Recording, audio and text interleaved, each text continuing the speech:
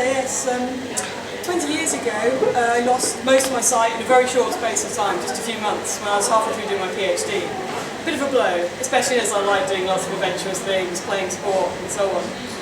And gradually I realised that actually I could do most of the things I enjoy doing. This is how I see the world. Everything's a bit blurry, I don't really have any sense of colour, can't see anything at night except a few bright things, can't really recognise people more than a few feet away, and have a very narrow field of vision. I like mountain biking, I play softball, which is a bit like baseball, and the ball's not soft. I go scrambling, climbing, just come back from a trek in Jordan through the desert. I climbed Kilimanjaro a couple of years ago, and I just got back from Everest Base Camp. Seems a bit incompatible with being blind.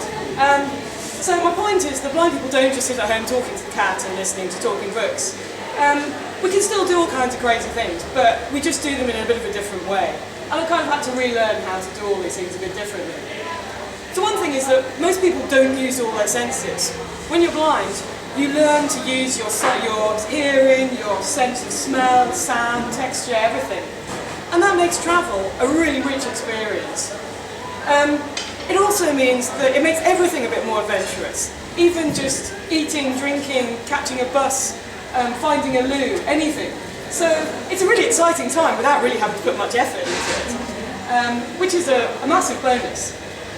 Food in particular, even at home I struggle sometimes with knowing what things are. When you're abroad and you've no idea what kind of weird foods they're eating, you just have to kind of take pot luck and go for it. You probably know what that is. I've no idea what that picture's of. I once ate kidney beans in custard in South Korea accidentally. I didn't intend to, and I wouldn't have eaten it if I'd known, but I didn't know what it was, and I ate it, and actually it was quite nice. It was very, very weird, and I probably wouldn't eat it again on purpose, but new experience. In my day job I'm a scientist. This makes me argumentative, it makes me inquisitive, and very opinionated. And so when I travel, I use this to find out about all kinds of new cultures, new experiences. I like talking to people and finding out. Because I can't use my sight so much, I talk to people a lot, I use other kinds of clues.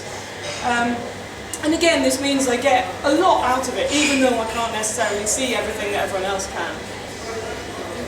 It also means, it makes me, I think, a much more tolerant kind of person, because I get exposed to all kinds of different things. I get involved in all sorts of arguments, friendly arguments.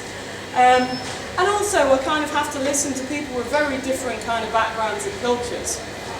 Because I'm disabled, you never know when you're going to need help at some point from a random stranger. So I always try and be nice to people, because you never know when you might actually need them to help you. So again, that's another kind of advantage, I guess, of being disabled. It also really helps if you're happy, because nobody wants to help you if you're looking grumpy. So I always try and be happy and smiley to everyone I meet, just in case I might need their help one day. I've been called a little bundle of trouble, because the problem is when you're partially excited, things happen to you. This was me last weekend in the Lake District. They had to get the emergency shelter out, we had a bit of a medical emergency. But everyone learned from the occasion. This was my first view of Mount Everest in December. Actually, I saw nothing. But I love taking photos, so I kind of looked where everyone else was pointing the camera, took a picture. And when I got home, I looked on the computer and saw this and thought, wow, that's Everest. That's pretty cool. That was a picture I took in the Peak District a few weeks ago. I was on my own. And because I see in 2D, I don't have any sense of perspective, I kind of see in the same way the camera does. And sometimes you just kind of get lucky with colours and things. But sometimes you just get a very different experience. Why do I do all this crazy stuff?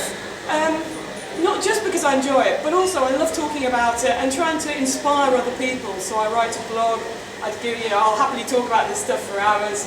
I've raised money for charity.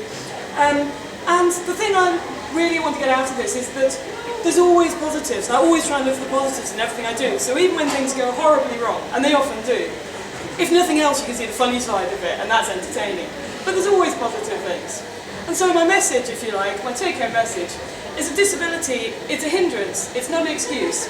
You can always do the stuff you want to do, somehow. It might be a very different way, you might get something very different out of it from other people, but I try never to give up.